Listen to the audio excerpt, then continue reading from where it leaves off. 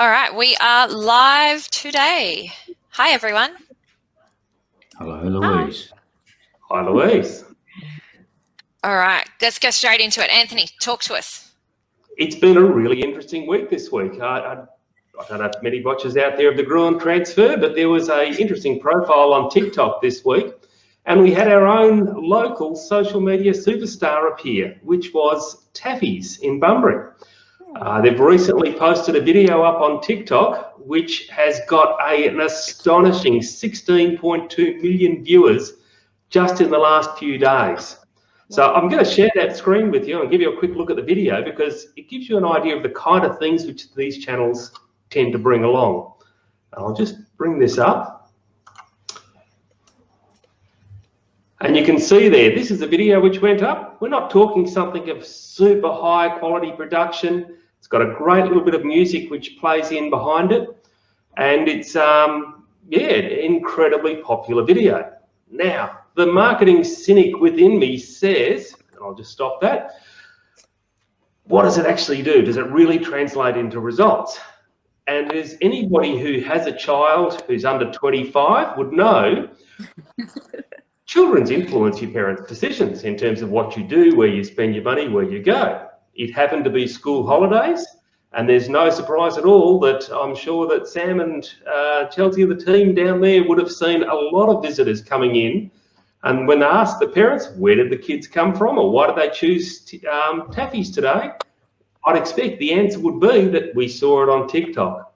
So it just goes to show the value of experimenting, testing some of these new platforms, giving it a go. You never know what might come out of it. And who knows, you could be the next social media superstar. More importantly, it can translate through to some really meaningful results in your business. Tani, your daughter watches TikTok a lot, doesn't she, Emmy? Not at the moment. Been banned. Oh, watching it too much. My niece loves TikTok, and she does lots of TikTok dances as well. So if you're out there and promoting your brand on TikTok, you've probably got some good followers there. All right, Tani, do you want to talk to us about what you've got to talk today? Yeah. About a week and a half ago, WorkCover were down in the southwest. Random audits of local businesses. Just double checking that their health safety practices were all in order and their workers' compensation documents were all in order. If you were one of the lucky ones that got a random audit, I think you got your pass. There was no, what's the word? There was no news that came out of it as such. Lots of people refer to WorkCover as the bad guys. Like they come and make sure you've got all your T's crossed, your I's dotted. But when they do come down for local visits, you can request that they come and visit your office, and you can double check that you've got your own practices and your procedures in place. So if you're not sure on whether you've got your HSE documents in order, or if they're correct even, you can ask that they come and have a look and give you some pointers to get them all updated. It's all free of charge. You can either go to them or they can come directly to you. But that service is available. And I can, if it's all right, Lou, I'll send you through some links and some phone numbers you can pop on the Facebook page. Yeah, perfect. That sounds great. Yeah. And leading into that, it's also WorkSafe month as well. And on the WorkSafe website, they're doing lots of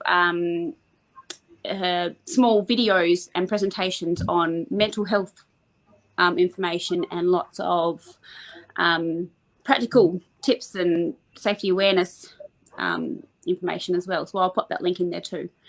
It's all free information. Just keep yourself up to date. Keep learning. Yeah, and this week we're still in Mental Health Week as well. So over on our main Facebook page, we are sharing videos from our network partner, Nudge Group, Dr. Justin Harrison, daily videos on just little tips and tricks to help keep your mental health in a good place, really. And they're great little short videos. So they're over on our main page if you wanted to check those out too. Yep. That's all from me. All right. Kingsley. Yeah, a couple of bits and pieces. The JobMaker program, so that's the one where you get either the $100 or the $200 a week for putting on the new person who's either under 30 or under 35 years of age. A bit more info has come out now. Probably a little bit of a frustration is that it is going to get shoved off to a Senate committee for a little while, and they're going to report back November 6th or 7th, I think it is. But that aside, there's still a few other little bits and pieces that we do know about it. I guess probably a little bit of frustrating for people is that the person apparently must have, that you're employing, putting on the scheme, must have received either youth allowance or was on JobSeeker or one of these sorts of programs, which I wasn't necessarily expecting. So, you know, if you're pulling someone into your place that hasn't been on those programs, apparently you won't be able to get it, which seems a bit odd to me. But anyway, the other part, I guess it's clear we haven't got all the legislation around it, I suppose, to sort of see what the intricacies of it are, but it is clear that not surprising, that the thrust of it is that you've increased headcount. Yes. So it is going to, you're not going to be able to sort of rebadge someone else up that you already had on the books in some form. So I guess if you were sort of hoping to sort of do that, you know, got someone that you already had on that maybe, I guess you're not sure if you're going to keep on, perhaps. Unfortunately, I don't think they're going to probably get into the scheme. So even though you might think saving a job is as worthy as putting another one on, I don't think that's going to be easy to get those people into the scheme. Sorry, Kings, on my initial read of it, I think there's also some gotchas for businesses who may be replacing a staff member, in that they're looking at your payroll data, and if you have lost a staff member and brought a new one on under this program, you won't get it because it's not a net headcount increase. That's right, it is. So it is really going to have to be an expansion, a genuine expansion. You know, to a degree I get that, but it's sort of, to my mind, if it also saves someone's job, that might have been worthwhile too. I guess it's harder to prove. And probably the other little thing is the tax cuts in terms of getting that all sorted out in your payroll systems and whatnot. They're giving you to about the middle of November 16, I think I've got on my notes here off on the side, to get that sorted. But for most people, that'll probably be, you know, it's probably more down to your MyOb, your Xero, your Reckon, or whatever, who you're doing your books through is probably going to solve that problem for you. But that's when the deadline is to have got yourself sorted on that issue. For most people, that's kind of outsourced anyway.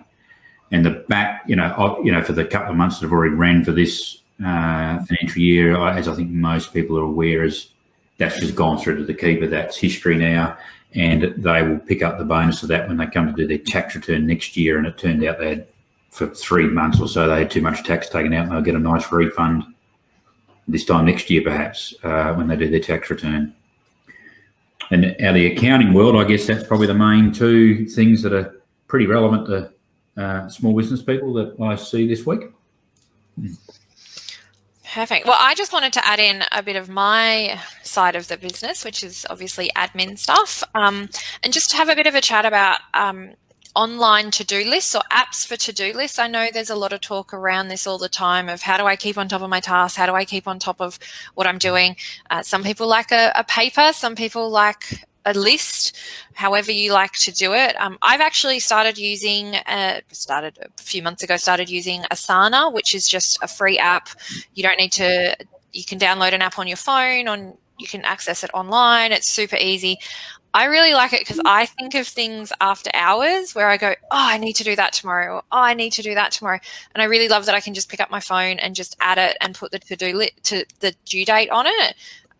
So I've found it super easy, and it really helps keep me in check and follow a list of things that I randomly think of after hours, so that I'm not then spending time after hours, you know, going back into my office, going back onto doing things that, you know, I know a lot of people get caught in the trap of. So I just wanted to have that quick talk. I'll put a link for Asana in the comments of this video as well, so if anyone else wants to have a look at it. Just to build on that too, Lou, there's a lot of products that are available to integrate it with it, like Zappy is a tool that we use. And the opportunity when an email comes in, you can just put a star on the email and it automatically creates the job in Asana or Todoist or Monday, whatever platform you're using. So it takes that work out there for you of automatically being able to do it. Yeah, so there's a lot of tools like that, and we can definitely do some more talks around that. Between Anthony and I think we can talk a lot about integration and simplification of things. We love those things. Anyone else got anything else for today? I found that TikTok video extremely satisfying, and I now need to join TikTok so I can watch that. Good. Just quickly on the WorkCover audits, while there was no one in the Southwest that was out of line as such, there was a company in Perth who didn't have their workers' comp policy in place or they're renewed in time, and they were issued a $10,000 fine and ordered to pay the $274 premium that would have covered their workers' comp. So just note to self, check the policies. That is an expensive little mistake. That was just back in July. So there's someone in that saying, I thought you were going to do the renewal. Someone would have got a smack on the hand for that one. Segueing back to Louise, that would be an annual job that you'd put into your to-do list or Asana saying, remember to pay this, even if I don't get the letter. Still remember to pay. Well, yeah, or add the list of insurance renewals. Talk to my broker. So in my life, once a year I message Tani and I say, when do I have to do something? Because I outsource that to Tani and I don't have to think about it, which is lovely. So just to wrap up then, I'm just going to give you what's coming up for us in terms of Business subscribers and BSW. We have got drinks this Friday at the parade. I personally can't wait. I'm going to be there bright and early. Just look for me. I'll be there with a drink. Too early. 10 a.m. Could I take the drink to Anthony's office and pretend? No? Okay, so I'll be there at 5. And then we also, next Thursday, we're going to have a breast cancer breakfast here in Bunbury at Benesse. If you do want to come, there is an event in the events tab of our Business subscriber group. Please just click that you're coming so that I can make sure I get a big enough table for us all. And then our stress testing finance workshop, which we touched on last week, has actually now been moved to the 4th of November, and it's going to be held in Capel. And if you are a Business subscriber, it is free for you to come. So please come along to that. It'll be 4 till 6 p.m, so not too early in the day, and you won't miss out on too much work hours to join us for that one. And then that is all I had on my list of things today. Anyone else got something? That's it for me. All done.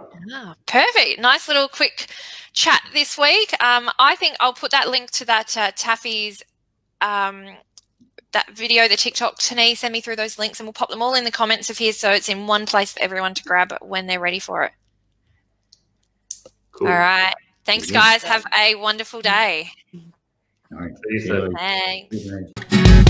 Thanks.